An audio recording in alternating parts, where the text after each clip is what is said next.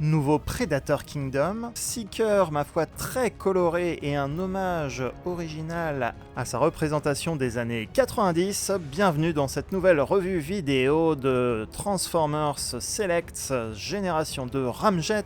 Bienvenue sur TF Toybox, chaîne qui passe en revue les figurines et qui vous informe des nouveautés sur Facebook, Instagram et Twitter. Le sommaire s'affiche à l'écran, vous le retrouvez en description de la vidéo et on enchaîne tout de suite avec le packaging. On débute par le packaging Selects classique, une boîte en carton avec quelques imprimés dessus, un logo Autobot, le logo Warforce Cybertron Trilogy, le logo Hasbro 8 ans et plus, ou attention la boîte. Sur le côté, on va avoir le logo Autobot, la suite du logo Autobot, donc c'est bien un Decepticon, mais en majorité les boîtes ont tout le temps un logo Autobot, les instructions, les informations légales, le logo Warforce Cybertron Trilogy. Et en dessous, l'étiquette avec la référence WFC GS24 pour Génération Select 24 Ramjet. On ouvre tout de suite la boîte. En ouvrant, on a encore le logo Warforce Cybertron Trilogy, des écrits, des logos qui représentent les différentes factions sur Cybertron. Je crois qu'il y a les forces aériennes, forces terrestres, etc. Et au fond de notre boîte, bien sûr, Ramjet avec ses deux Null Ray, ses deux canons. Et en dessous, on aura donc les instructions. Instructions avec un artwork spécifique à Génération 2 Ramjet. Dans les années 90, quand les Transformers ça allait pas très bien, voire étaient totalement à l'arrêt, Hasbro a tenté un revival en ressortant les mêmes jouets, mais avec des couleurs très flashy, très disco, et a ressorti quelques dessins animés avec quelques animations 3D sous le nom de Transformers Génération 2. Ramjet, le jouet Génération 1 Ramjet faisait partie de ces repeints avec des couleurs similaires. Dans la gamme Earthrise d'ailleurs, l'année dernière, on avait eu droit à un Génération 2 Megatron également pour rendre hommage au G2 Megatron. On continue avec une vue 360 de la figurine. Il s'agit d'une version modifiée du Jet Seeker Earthrise Starscream, modifié pour être un Conehead, c'est-à-dire une nouvelle tête, une tête de cône, on peut même dire. Les mêmes couleurs flashy de la série Génération 2, sauf qu'ils gardent des logos Decepticon classiques sur les ailes. Et alors que Génération 1 Ramjet était une exclusivité Amazon l'année dernière qui a été très vite en rupture, au moins G2 Ramjet dans la gamme Select risque d'être un peu plus accessible, on l'espère. Avant de continuer, avant de partir, surtout n'oubliez pas de laisser un pouce positif avant de partir sur la vidéo, ça aide beaucoup pour la visibilité de la chaîne et ça fait toujours plaisir.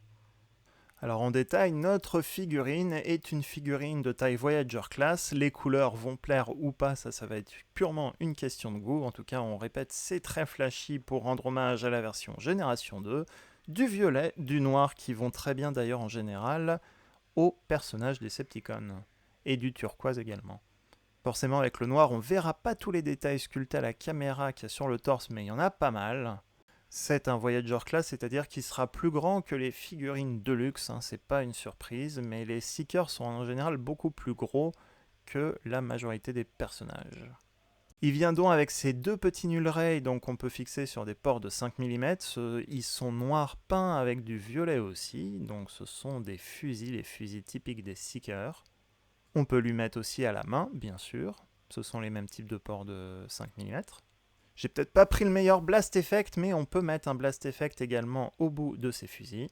Des logos Decepticon à l'avant et l'arrière des ailes, comme ici. Ce sera le logo Decepticon classique et non pas le logo Decepticon Génération 2. Donc on l'a à l'avant sous les ailes et à l'arrière sur les ailes du mode avion. On les voit ici. On remet en place les Null Ray au bon endroit. Conehead oblige, il a une nouvelle tête par rapport à Starscream, qu'on verra tout de suite après pour la comparaison. La tête est sur un ball joint. Côté armure, weaponizer, fossilizer, on a des points de connexion sur le côté des jambes, dans les ailerons, sur le côté du bras, à l'arrière également du bras. Un point dans le dos qui ne sera pas facilement accessible en mode robot, mais qu'on pourra utiliser dans le mode jet, en mode jet. Côté articulation, on a les articulations classiques Earthrise quasiment totales d'ailleurs pour cette figurine, des articulations à la cheville. Les ailes vont bouger, donc ce qui va permettre de libérer éventuellement la place et de permettre de meilleures articulations, de meilleurs mouvements. On a les articulations au niveau des jambes. Alors les jambes peuvent bouger totalement vers l'avant, mais avec la petite ceinture, la pièce noire, le mouvement va être limité. On a les mouvements au niveau du genou, on peut tout faire pivoter la jambe, pareil pour le bras. on a les mouvements au coude, on a les mouvements à l'épaule classiques, et de par la transformation, la poignée peut juste se baisser et se lever. On l'a dit, la tête est sur un ball joint, une super figurine articulée en résumé. La tête est peinte en noir ou elle est totalement noire, ce qui fait qu'on la voit pas trop à la caméra, mais il a des petits yeux orange également. Des applications de peinture argentée sont également sur le dessus des épaulettes. On a le torse qui est modifié par rapport à Starscream et il y a des touches de turquoise en plus. Et malgré que ce soit un mode avion et un jouet Earthrise, une figurine Earthrise, il est sorti pendant la saison Kingdom de la série War for Cybertron Trilogy. Comme je disais, les Seekers sont toujours imposants, il est prêt à régner sur la jungle. On commence par les comparatifs avec les Seekers, et notamment Starscream, ici présent. Donc on a à peu près les mêmes articulations. On a les ailerons, la partie des pieds qui a été modifiée, car là, les ailes ne bougent pas sur Ramjet, alors pour Starscream, les ailerons bleus bougeaient. Les genoux ont changé, donc c'est la plaque avant de la jambe qui a changé entre les deux avions. On a le même nez d'avion entre chaque moule.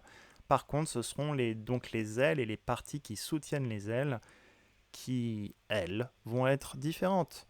Ici, Starscream avec des ailes articulées, Ramjet les a au niveau des jambes.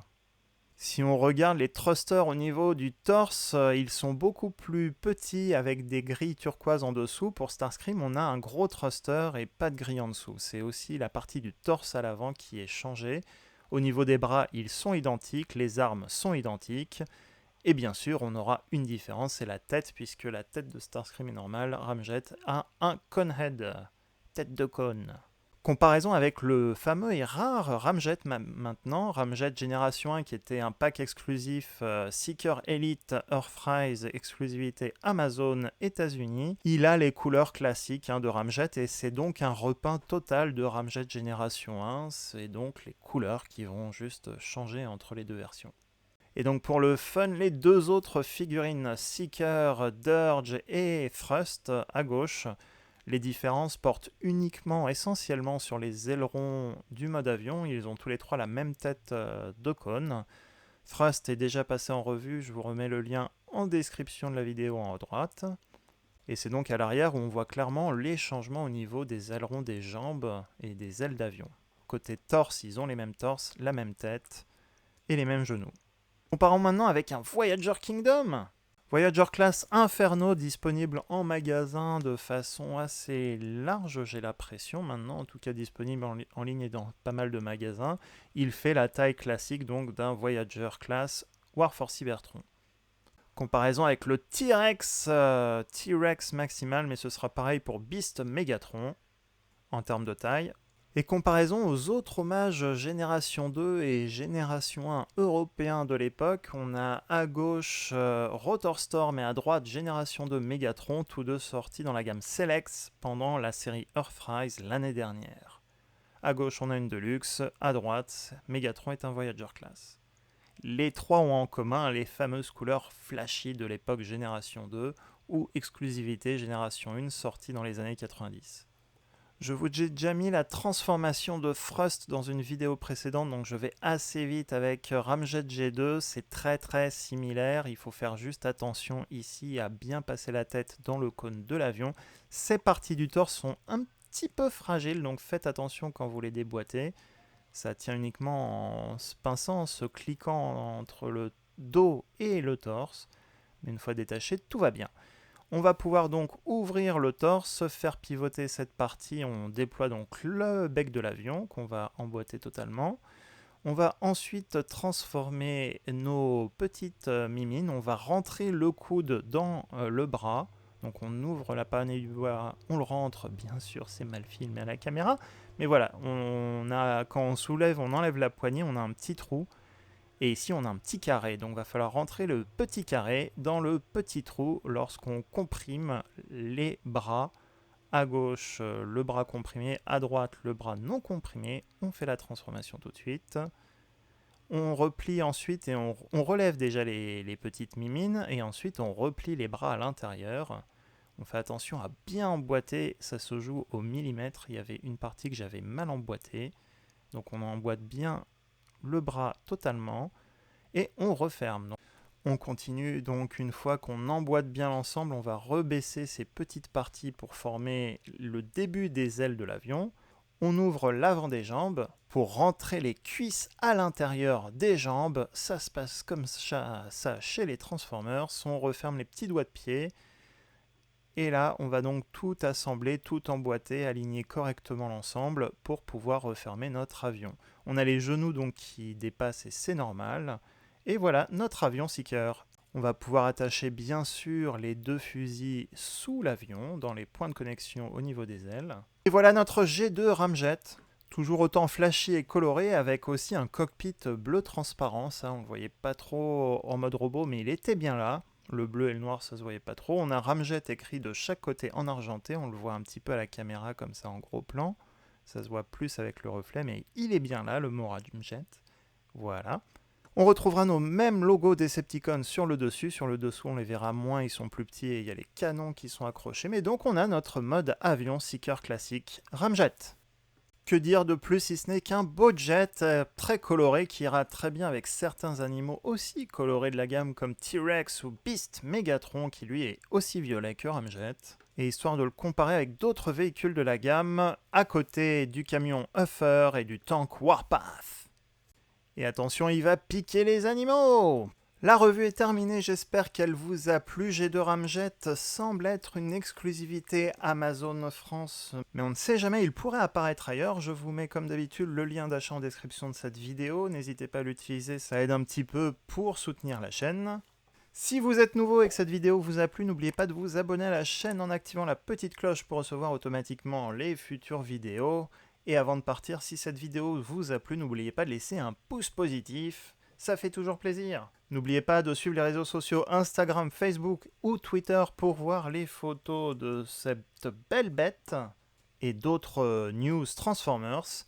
Et d'ici là, à très bientôt pour une prochaine vidéo.